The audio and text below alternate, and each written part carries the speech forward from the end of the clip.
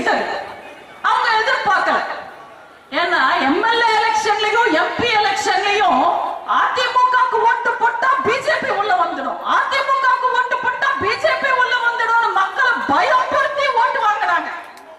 இப்போ அப்படி பேச முடியாது, இல்ல பயப்படுத்த முடியாது, ஓட்டு வாங்க முடியாது. அப்போ செஞ்ச சாதனைகளை சொல்லி ஓட்டு வாங்கணும். திருட்டு திமுக என்ன சாதனை செஞ்சாங்க? அவங்க தத்திய பையனை அமைச்சர் ஆக்குறாங்க, துணை முதல்வர் ஆக்குறாங்க. மத்தபடி அவங்க எந்த சாதனையும் செய்யல.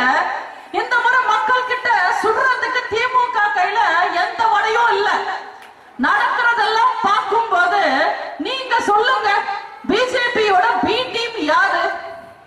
கருணாநிதி படம் திறந்தாங்க.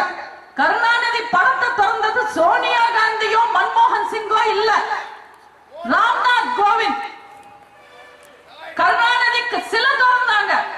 அந்த சிலையை திறந்தது ராகுல் காந்தியோ பிரியங்கா காந்தியோ கிடையாது, வெங்கையா நாயுடு.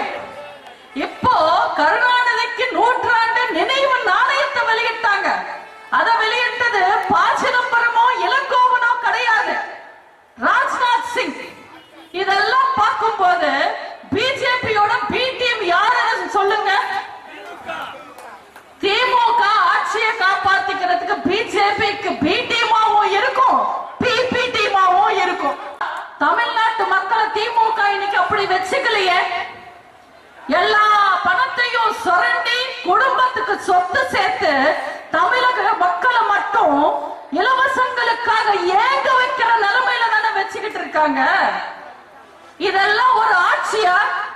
இது வெறும் காட்சி, வெட்டு விளம்பர ஆட்சி, விடியாத ஆட்சி, வெக்கப்பட வேண்டிய ஆட்சி, வேதனைப்பட வேண்டிய ஆட்சி, பெண்களை கெடுக்கப்படுற ஆட்சி, கேள்வி கேட்டா ஒடுக்கப்படுற ஆட்சி, சனாதனம் சமாதியான ஆட்சி, ஒரு பைசாக்கு பிரயோஜனம் இல்லாத ஆட்சி இந்த வெட்டு விளம்பர ஆட்சி. இன்னைக்கு பால் விலையிலிருந்து பருப்பு விலை வரைக்கும் ஏற்றிட்டு தமிழ்நாட்டு அரசாங்கம் 8 லட்சம் கோடி கடன் வாங்கிட்டு தமிழ்நாட்டு மக்களுக்கு என்னையா செஞ்சீங்கன்னு கேட்டா ஒரு அமைச்சர் கூட வாய திறக்க மாட்டேன்றாங்க.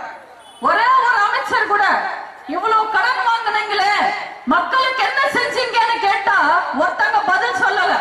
ஆனா யோசிச்சு பாருங்க, அதே நம்ம ஆட்சி காலத்துல, அதிமுக ஆட்சி காலத்துல அமாவாசை பௌர்ணமிக்கு கூட 5000 கொடுங்க 10,000 கொடுங்கன்னு ஸ்டாலின் சீனம் போட்டுட்டு இருந்தார்.